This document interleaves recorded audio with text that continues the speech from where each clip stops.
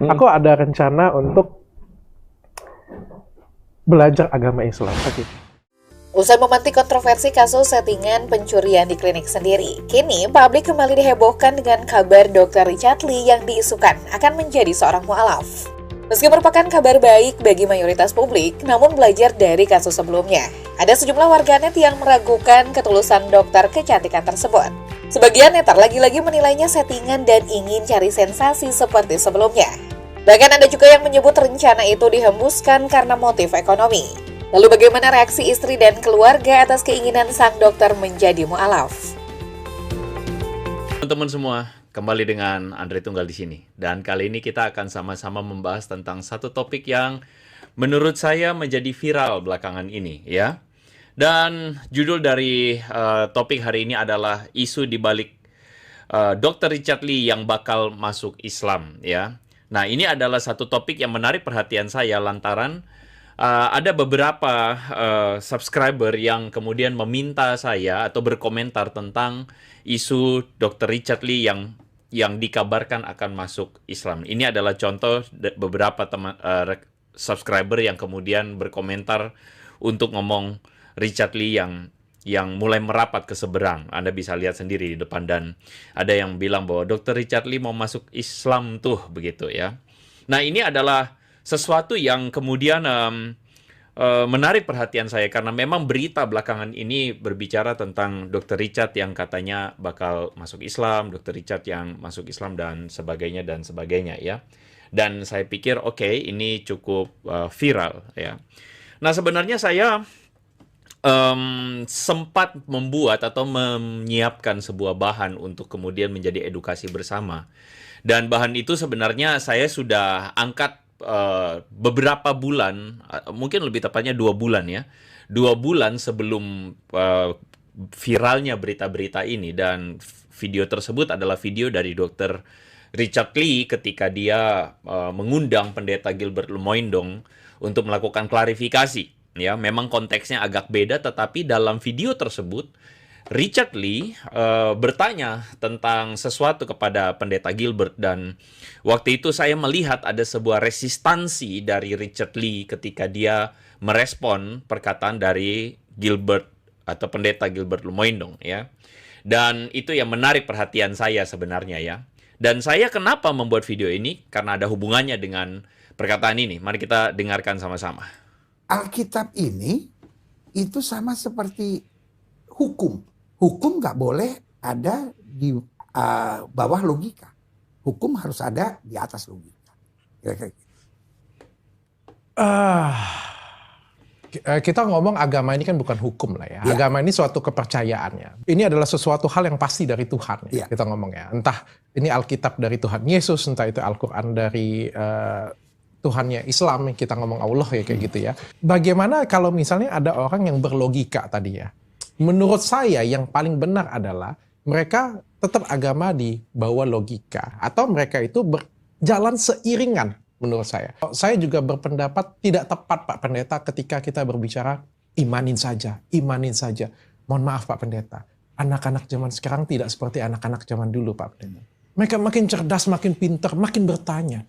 Kita nggak bisa menghentikan bilang, udah kalian jangan bertanya, berbahagialah kalian yang percaya tapi tidak melihat. Pertanyaan itu terus berputar Pak Pendeta. Contoh saya akan bertanya seperti ini dengan Pak Pendeta. Teman saya menyumbang 1 juta Pak Pendeta ke masyarakat miskin. Masuk surga nggak? Kalau hitungan itu masuk surga, saya nyumbang 100 juta Pak Pendeta. Saya VIP. surga yang mana? VIP, ada AC-nya. Kalau itu yang kipas angin. Video ini menarik perhatian saya, dan itulah yang kemudian membuat saya akhirnya merilis live streaming kali ini. Saya melihat bahwa sebenarnya ada sebuah isu yang melatar belakangi, entahkah viralnya berita katanya Dr. Richard mau masuk Islam dan sebagainya, tentu kita hargai saja. Tetapi menurut saya, apakah ini adalah akibat gagal memahami kekristenan? Dan jika memang demikian, saya pikir ini akan menjadi pelajaran yang berharga untuk kita semua. So, dengan fakta bahwa apakah Dr. Richard akan pindah server atau tidak, ya itu terserah Dr. Richard. Tetapi saya kira hari ini penting bagi kita untuk kemudian membahasnya karena berapa banyak orang-orang seperti Dr. Richard Lee yang hari ini ada dalam kekristenan atau ada di dalam gereja. Saya kira kita perlu diiris, kita perlu membahas ini, kita iris tipis-tipis sesudah yang berikut ini. Assalamualaikum warahmatullahi wabarakatuh. Berjumpa lagi dengan Jadid Henki ya, channel yang mengedukasi dan menghibur. Viral teman-teman. Dr. Richard Lee yang dikabarkan akan mengucapkan 2 kalimat syahadat atau menjadi mualaf. Sudah sangat banyaklah berita mengenai hal tersebut. Dan di kesempatan ini yang akan kita tanggapi adalah bagaimana reaksi para Polikardus. Sebelumnya saya sudah perlihatkan beberapa Polikardus yang kejang-kejang. Kejang-kejang karena berita tersebut. Dan kali ini kita akan kembali menampilkan fitnahan yang dibuat oleh para Polikardus terhadap Dr. Richard Lee, terhadap Islam, dan siapa yang disalahkan oleh Polikardus atas rencana mualafnya Dr. Richard Lee. Jadi seperti biasa, selalu ada kambing hitam, selalu ada orang yang disalahkan oleh Polikardus. Dan dalam kesempatan atau konten ini, saya melihat bahwa Gilbert Lumondong itu diserang habis-habisan, disalahkan habis-habisan oleh pendeta Andre Tungtung. Kita ketahui bersama, pendeta Andre Tungtung itu adalah pendeta yang sangat sering kita dapati kejang-kejang kalau melihat ada yang mualaf, terutama dari etnis Tionghoa. Hal itu cukup bisa kita maklumi. Karena Andre Tungtung dari Tionghoa, tentu saja kalau ada orang-orang Tionghoa lain yang memutuskan mualaf, itu akan membuat dia ngamuk. Membuat dia kejang. Kita lihat sebelumnya ya, saat Jesselyn memutuskan mualaf, dan Jesselyn menjelaskan alasan dia kenapa mualaf, itu membuat Andre Tungtung begitu marah, begitu kejang. Jesselyn dijelek-jelekkan sedemikian rupa. Kodon dijelek-jelekkan sedemikian rupa. Dan kali ini, giliran Dr. Richard yang akan mendapatkan perlakuan seperti itu dari pendeta Andre Tungtung. Tapi karena ini belum final artinya belum ada video ataupun bukti Dr. Richard Lee sudah menjadi mualaf, maka yang disalahkan orang-orang di samping dulu. Nah, inilah sosok Andre Tungtung ya, yang kerjanya menyala-nyalakan orang lain. Dan baru-baru ini, Andre Tungtung menyalahkan Gilbert Lumondong sebagai biang kerok, sebagai dalang dari Richard Lee gagal paham agama Kristen. Kita tahu, Richard Lee mengundang banyak sekali pemuka agama, baik yang dari Islam maupun dari Kristen. Dan selain untuk jadi konten, tentu saja itu menjadi materi pembelajaran bagi Richard Lee. Dari narasumber yang dia undang, dia belajar tentang Islam, tentang Buddha, tentang Kristen, kan begitu. Semua dia tampung, semua dia tanyakan pertanyaan yang sama. Sehingga dia akan melihat mana jawaban yang menurut dia itu sesuai dengan akal yang Allah berikan, yang Tuhan berikan, teman-teman. Dan akhirnya Dr. Richard mengakui bahwa agama yang sejalan, selaras dengan akal itu adalah Islam. Sedangkan kekristenan, mohon maaf ya, yang ngomong bukan saya, agama Kristen tidak sejalan dengan akal. Bahkan Gilbert Lumondong itu juga membenarkan, mengatakan bahwa kekristenan itu seperti hukum. Hukum di atas logika. Jadi memang tidak bisa menggunakan logika untuk menjelaskan kekristenan. Jadi harus imani saja, harus terima saja. Dan itu membuat Dr. Richard tidak terima. Terjadi resistensi, perlawanan.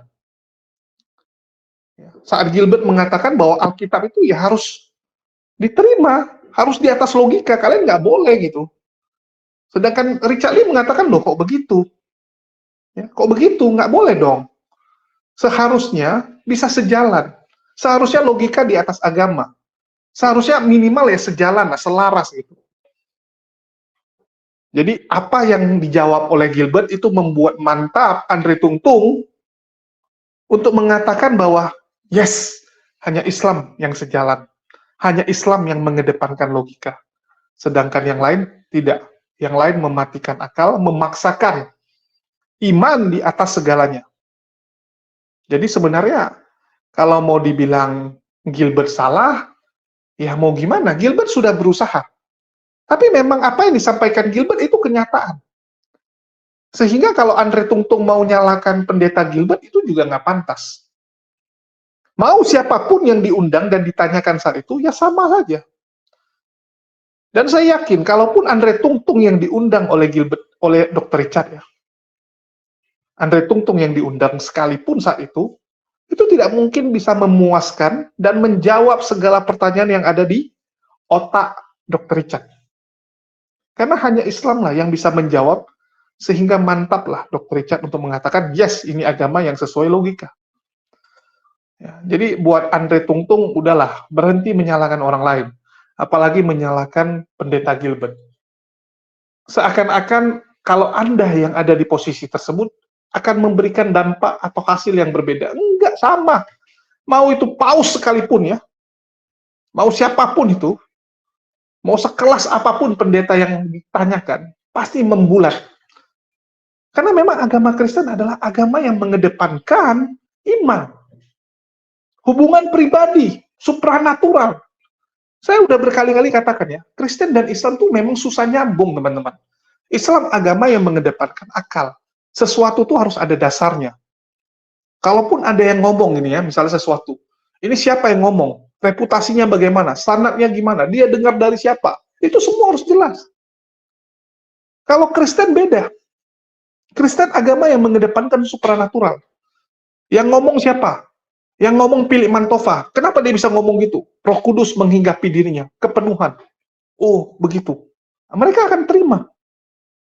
Mereka akan terima tanpa mempertanyakan gitu. Gimana cara Roh Kudus masuk? Apa benar itu Roh Kudus? Jangan-jangan itu roh setan? Enggak, bagi mereka enggak. Kekristenan bukan agama yang seperti itu. Jadi memang nggak akan nyambung. Ya, nggak akan nyambung. Jadi memang apa yang dilakukan Gilbert itu udah maksimal. Gilbert bukan pendeta kaleng-kaleng, pendeta besar. Jadi kalau disalahkan konyol. Andre Tungtung bukan siapa-siapa kalau kita bandingkan dengan pelayanan Gilbert Lumondong. Jumlah murid, lama pelayanan, sekolahnya. Jadi janganlah Andre Tungtung menyalahkan Gilbert Lumondong ya, nggak pantas. Gilbert udah jawab sesuai. Memangnya kamu mau jawab apa? Kalau enggak, sama kan jawabannya. Mungkin jawaban Andre Tungtung akan lebih panjang daripada Gilbert. Ya, Gilbert pendek jawabannya, kalau Andre Tungtung mungkin dia akan mutar-mutar, ya sampai kemana-mana. Keliling dunia dulu. Tapi ujungnya ya, balik lagi kan gitu, mutar-mutar saja. Jawabannya mungkin lebih panjang, tapi sama, tidak akan memberikan jawaban yang sesuai, yang bisa diterima oleh akal. Ya. Oke, mungkin kita dengarkan dulu ya, bagaimana Andre Tungtung ini menyalahkan Gilbert, menyalahkan Dr. Richard yang dianggap gagal paham, ya, dianggap gagal paham tentang kekristenan. Oke, kita dengarkan dulu. Tapi sebelumnya saya mau kasih lihat ya, ini bukti bahwa memang si Andre Tungtung ini nyala-nyalain orang, teman-teman ya. Kita bisa lihat ini di balik isu, ya, tanda-tanda Richard Lee jadi mualaf. Maaf Pak Pendeta, tidak bisa kita bilang imani saja. Akibat gagal memahami kekristenan. Wow, tuduhan ya. Oke, kita coba putarkan dulu biar jelas. Dengan disclaimer terlebih dahulu ya teman-teman ya. Kenapa saya disclaimer? Karena ketika Dr. Richard Lee secara tajam menurut saya mengkonfrontasi apa yang jadi perkataan dari pendeta Gilbert Lumondong. Ketika dia bilang, "Nggak bisa gitu dong Pak Pendeta." Ya, tentu saja ini bukan untuk mempermasalahkan Dr. Richard. Tidak, sama sekali. Ya. Dan tentu saja sebagai orang Kristen kita tidak mempermasalahkan apa yang menjadi sikap tindakan dari Dr. Richard. Kalaupun memang dia mau pindah server, kalaupun dia mau jadi mu'alaf, kalaupun dia mau berpindah jadi seorang yang beragama Islam, silahkan. Itu adalah hak pribadi dari seorang Richard Lee. Tetapi yang menarik perhatian saya adalah ketika saya bertanya-tanya apakah Richard Lee ini pindah gara-gara dia tidak paham Kristen. Apakah dia pindah ketika gara-gara dia kecewa dengan kekristenan, atau apakah dia pindah karena dia merasa Kristen tidak logis? Itu penting untuk kita bahas.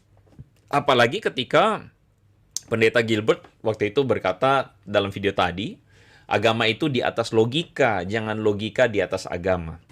Konteks dari perkataan Pendeta Gilbert adalah terkait Kristen progresif yang sebenarnya jadi inti topik pembicaraan dari video, potongan video yang saya berikan tadi. Dan sebenarnya Pendeta Gilbert mau kasih tahu bahwa memang agak lompat logikanya, tapi Pendeta Gilbert sebenarnya mau kasih tahu bahwa Kristen punya ranahnya sendiri. Jangan pakai pikiranmu untuk kemudian menimpuk atau mau masuk dalam pemikiran atau ranah Kristen. Sebenarnya maksud Pendeta Gilbert begitu. Cuman mungkin dalam penyampaiannya itu akhirnya memantik apa yang menjadi respon dari Richard Lee tadi itu, ya.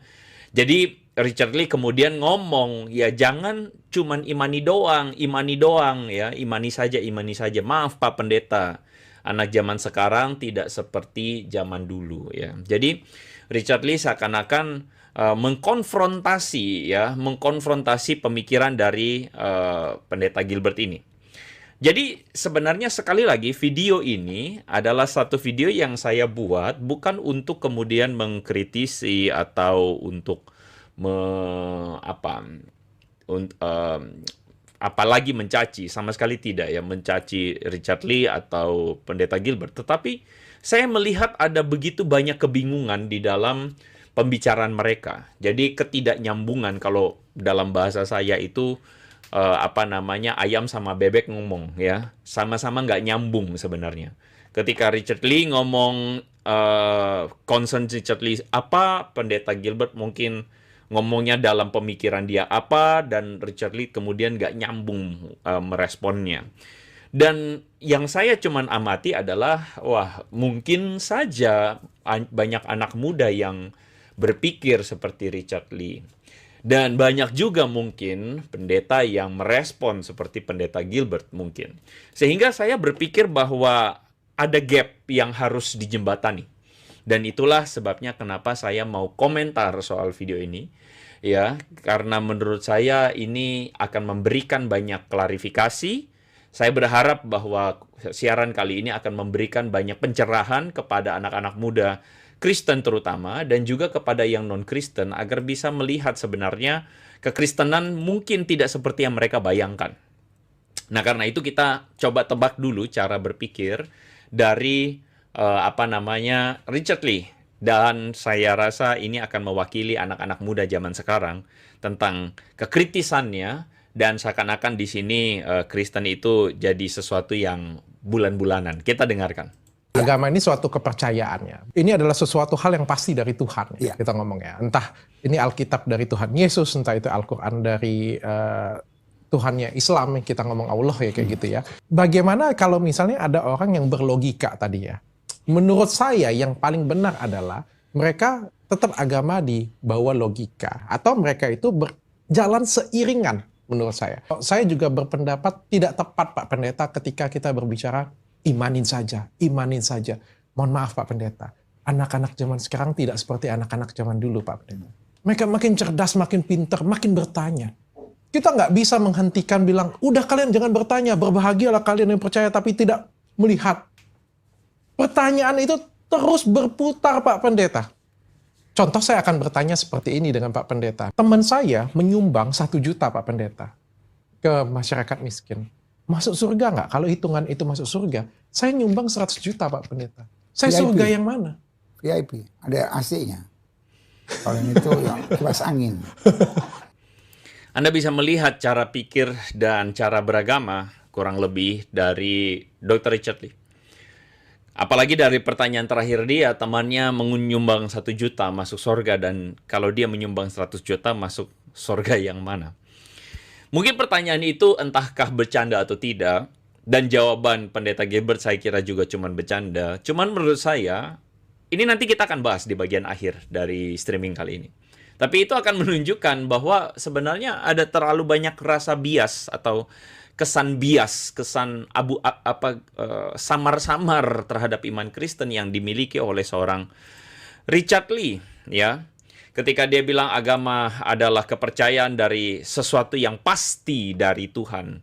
Lalu dia bilang Alkitab dari Tuhan Yesus, ini aja udah salah. Quran dari Allah Subhanahu wa taala, ini adalah keimanan saudara-saudara yang muslim. Saya tidak akan komentar benar atau salah, ya. Tapi bagi saya dari sini saja sudah terlihat bahwa ada pemikiran yang mendasari Richard Lee berkomentar demikian, dan menurut saya mewakili banget anak-anak muda zaman sekarang. Ketika dia bilang agama itu harusnya dibawa logika atau beriringan lah begitu.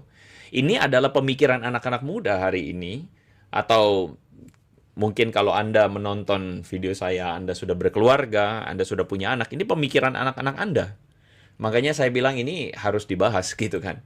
Lalu kemudian dia bilang gak bisa imani aja. Anak muda sekarang pasti bertanya begitu. Dan dia bilang yang lucunya, yang dia bilang terakhir bahwa teman saya sumbang 1 juta, masuk surga nggak kalau saya sumbang 100 juta ya. Nah jadi ini pemikiran yang ada dalam pikiran anak-anak muda zaman now ya. Kita saksikan makin jelas dari video yang lain ketika saya mencoba mengambil potongan dari video lain. Kita dengarkan. Lo ditanya dengan gue, ya gue dari kecil Katolik. Sampai SMA, SMP Katolik sih. Katolik ya. Kalau sekarang jangan dipertanyakan deh pokoknya. Setelah gue kerja, gue lebih ke perilaku sih. Jadi gue nggak pengen ke formalitas, tapi pengen ke cara gue menunjukkan ke dunia bahwa itu baik. Oke, makanya aku lebih memilih merahasiakan segala sesuatu tentang spiritualku. Karena aku juga tidak ingin menyakitin siapapun. Kalau ada yang kemarin bilang, Dr. Richard misionaris. Aku kagak misionaris, gue ajak-ajakan ke gereja. Baca Injil kagak pernah. Gue kagak misionaris. Tapi gue coba menjalankan apa yang gue doakan selama bertahun-tahun dari dulu. Anda bisa lihat bagaimana cara beragama dari Dr. Richard Lee ini ketika dia bilang, oh dia backgroundnya dari Katolik, ya sejak kecil Katolik, tapi dia sudah tidak lagi ke gereja, apalagi lalu kemudian tadi dia bilang bahwa ada orang yang ngaku dia misionari, oh enggak lah, gitu dia bilang enggak, saya bukan karena saya tidak pernah juga ke gereja begitu ya, dia bilang enggak pernah baca Alkitab ya. Nah, pemikiran-pemikiran Richard Lee ini adalah pemikiran sebagian besar anak-anak muda Kristen. Dan ini yang saya rasa perlu dibahas. Kita harus jujur ya. Kita harus jujur ketika beragama Kristen dan Katolik itu sejak kecil karena tradisi itu banyak banget. Itu banyak banget ada di dalam gereja kita hari ini, atau banyak banget ada dalam kekristenan hari ini. Lalu kemudian beragama itu, semua agama kan berasal dari Tuhan. Ini pemikiran anak-anak zaman now banget gitu ya. Yang kemudian mereka berpikir, oh berbuat baik itu lebih penting dari sekadar ritual beragama, ke gereja, beribadah. Nah ini pemikiran mereka, dan kemudian mereka suka keberatan dengan mengatakan nggak cukup imani-imani doang gitu ya. Nah ini jadi pemikiran yang kemudian mewakili pemikiran anak muda kita. Nah salah satu rekan memberikan komentarnya ya. Saya bertanya tentang bagaimana tentang Richard Lee, bagaimana menurut kamu? Lalu kemudian dia komentar, dari beberapa podcast yang udah aku tonton, dia keep opininya soal Kristen di ranah personal ya. Jadi nggak banyak ngomong soal kekristenan ya. Tetapi malah kebanyakan ngomong soal Islam. Nah ini Richard Lee ngomongnya begitu ya. Dan dia menekankan berbuat baik sebagai yang utama, dan dia Katolik rutin ke gereja dulunya, tapi nggak belajar dengan mendalam, ibadah tidak juga mengerti, gitu ya. Dan ini saya tertarik dengan perkataannya. Belief dia more like lebih kepada semi agnostik begitu, ya. Dan demikianlah cara pikir begitu banyak anak-anak muda hari ini yang berkata bahwa kekristenan itu seperti agama lain aja begitu ya, nggak ada bedanya. Dan menurut saya ini adalah masalahnya. Ya, ini adalah masalahnya.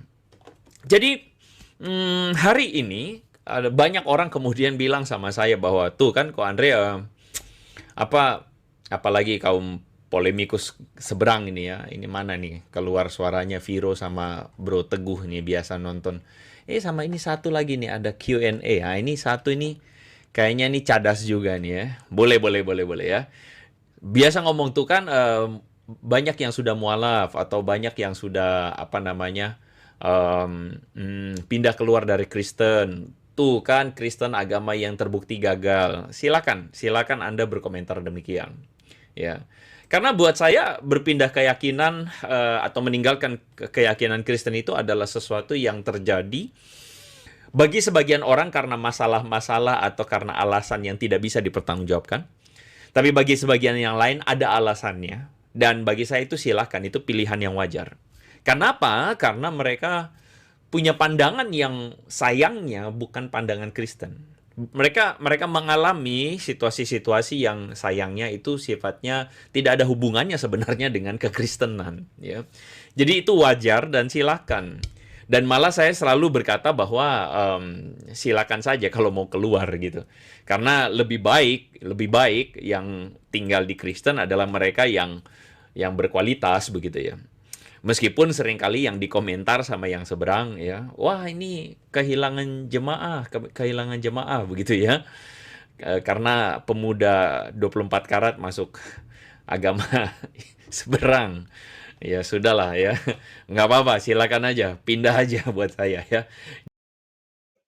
Ya, diakui ya bahwa ada resistensi perlawanan yang dilakukan oleh Dr. Richard saat mendengarkan jawaban Gilbert, yang memang itu nggak bisa diterima oleh akal. Anak-anak sekarang, anak-anak muda zaman now, itu nggak bisa lagi dicekoki dengan modal imani saja. Kita bisa lihat di Eropa, di Amerika, ya, di daerah-daerah yang orangnya cerdas, orangnya kritis, anak-anak mudanya kritis, dia kan menanyakan, loh kok Tuhan kita manusia? Loh kok Tuhan kita tidak konsisten? Di perjanjian lama dibilang Tuhan bukanlah manusia. Tiba-tiba kok jadi manusia? Loh dikatakan hanya melalui Yesus masuk surga, tapi kok ada Henok, ada Elia masuk surga tanpa Yesus. Ini gimana ceritanya?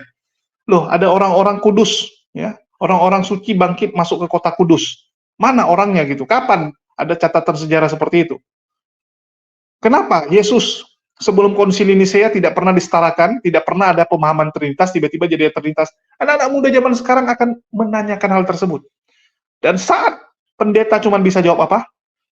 Pikiranmu dari setan. Ya, jangan kamu pertanyakan lagi. Imani saja. Pokoknya ini kebenaran. Pokoknya dan pokoknya. Tentu saja anak muda, orang-orang kritis ini tidak akan terima. Tidak mau terima. Kecuali yang, ya mohon maaf ya, yang istilahnya masa bodoh, yang istilahnya nggak mau tahu, yang istilahnya pernah mengalami halusinasi berjumpa dengan sosok goib. Mungkin mereka akan terima. Orang-orang seperti itu ya main terima saja, karena dia juga sudah ketemu dengan sosok goib tersebut, kan begitu. Tapi kalau yang menggunakan akal, yang kritis nggak akan bisa. Itulah kenapa di negara-negara yang orang-orangnya lebih ya intelektual, kita bisa lihat kekristenan mengalami kemunduran yang sangat pesat. Bahkan sudah banyak negara-negara di Eropa itu yang ateis lebih besar daripada Kristen. Sudah ditinggalkan. Berapa banyak gereja-gereja beralih fungsi, bangkrut. Ya, gereja dijual, gereja kosong. Karena memang anak-anak mudanya sudah mulai berpikir. Itulah kenapa kekristenan kita lihat sekarang misionaris itu arahnya kemana? Ke daerah-daerah yang berkembang. Ke daerah-daerah yang masih pedalaman. Indonesia, India, ya, Cina, Afrika terutama. Yang masih bisa dikelabui. Wah, bisa ada orang bangkit ya dari kematian. Ya, nanti didoakan orang sakit sembuh dan sebagainya. Yang begitu-begituan masih laku. Bahkan ada pendeta bisa terbang, rupanya terakhir ketahuan pakai tali. Bagi mereka itu masih bisa diterima di sana. Nah, itulah kenapa agama ini harus masuk ke daerah seperti itu. Tapi mungkin nanti 20 tahun, 30 tahun ya akan ditinggal lagi gitu kan. Ditinggal lagi, hanya masalah waktu kok. Hanya masalah waktu sebelum orang menggunakan akal. Jadi, kalau dibilang oleh Andre Tungtung, apakah Dr. Richard ini pindah karena kecewa, karena merasa Kristen tidak logika, ya, tidak logis. Tapi itu kan pilihan dia. Itu pilihan dia. Karena memang kita nggak bisa lagi modal imani saja, teman-teman. Ya, nggak bisa lagi. Background dari Dr. Gilbert adalah Katolik. Tapi sekarang udah nggak ke gereja.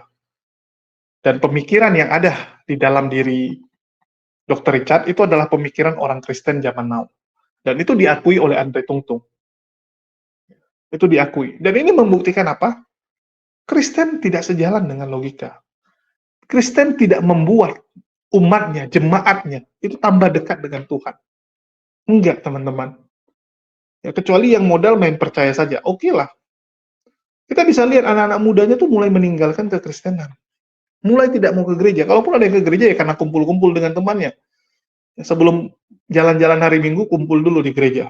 Supaya gampang ngumpulnya. Ataupun karena nggak ada kegiatan, oke lah, ikut youth. Ya, ikut angkatan muda gereja, biar ada teman. Karena beberapa hal itu tidak bisa dijawab di kekristenan. Salah satunya adalah masalah berbuat baik.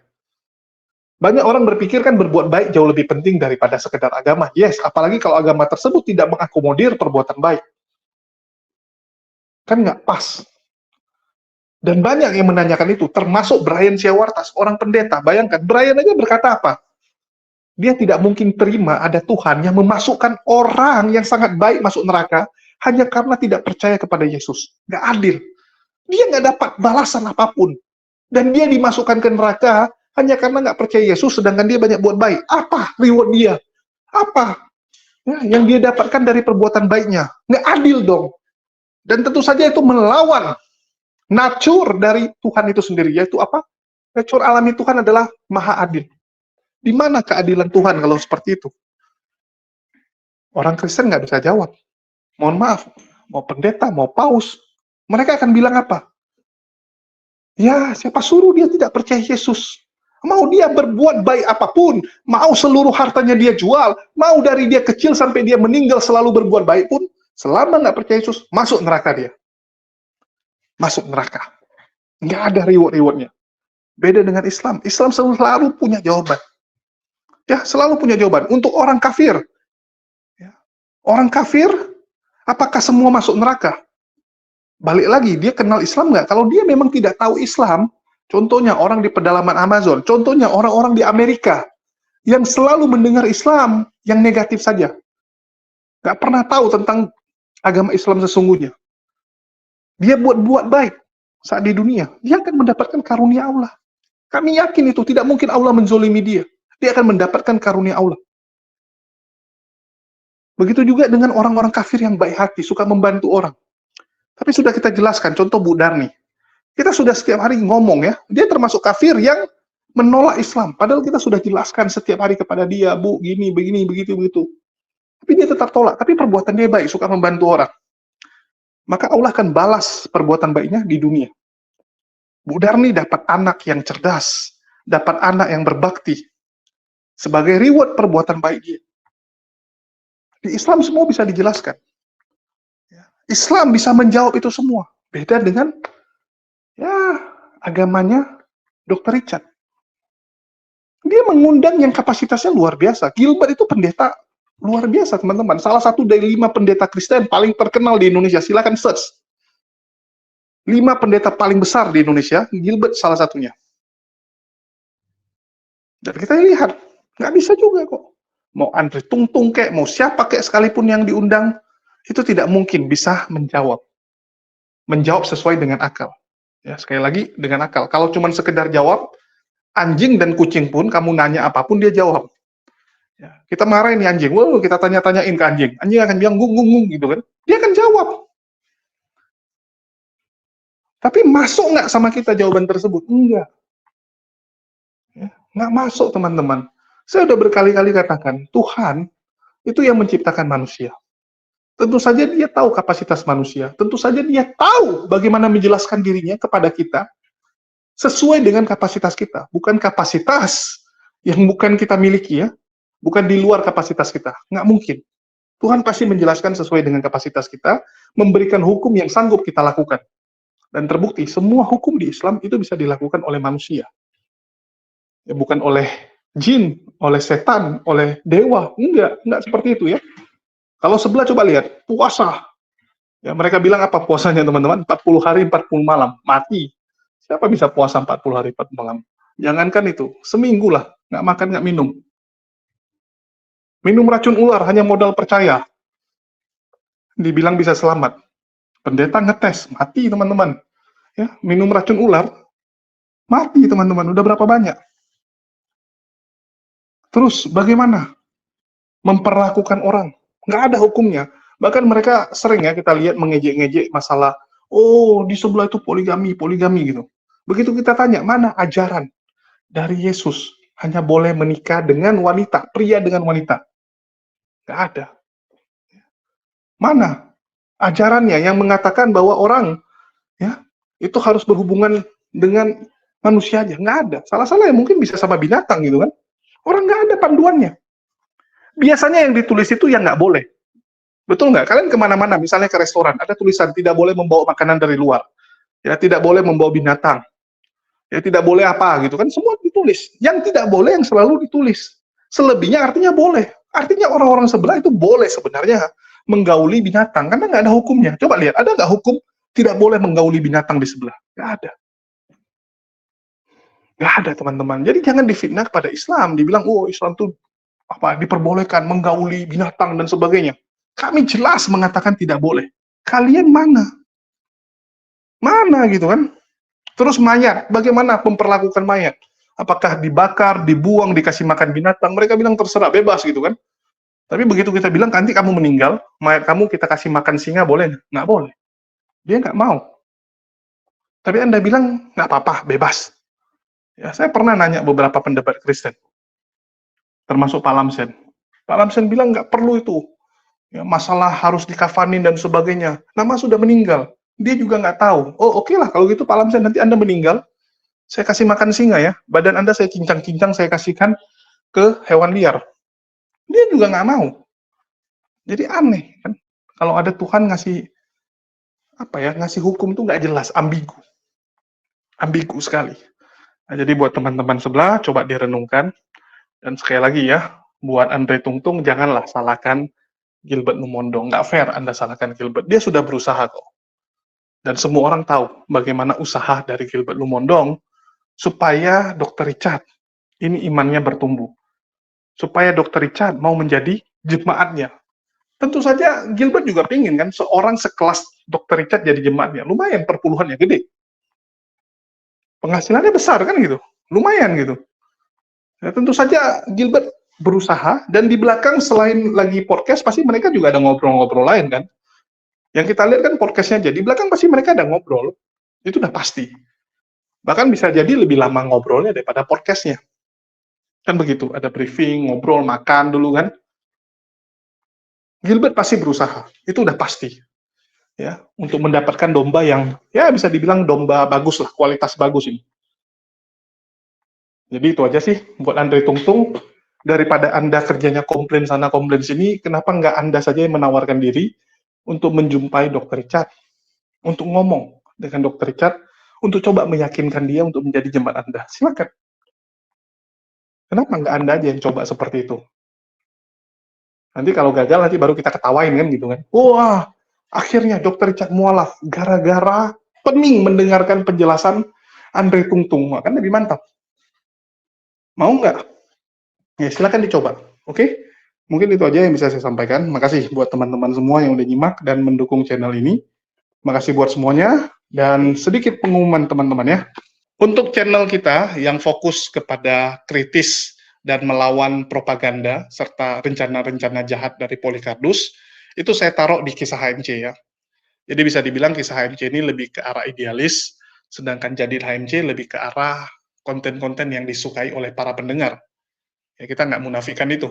Ini lebih ke arah konten-konten yang disukai oleh penonton. Sedangkan kisah HMC ini pil pahit. Dan kita harus lakukan itu. Jadi di kisah HMC, konten-kontennya adalah bagaimana melawan fitnahan Polycarpus. Oke, mungkin itu aja yang bisa saya sampaikan. Makasih buat teman-teman yang udah nyimak dan mendukung channel ini. Jangan lupa juga didukung kisah HMC official. Linknya sudah saya taruh di deskripsi juga. Ya, makasih buat teman-teman semua. Di akhir kata saya ucapkan, wassalamualaikum warahmatullahi wabarakatuh. Sampai jumpa di lain kesempatan.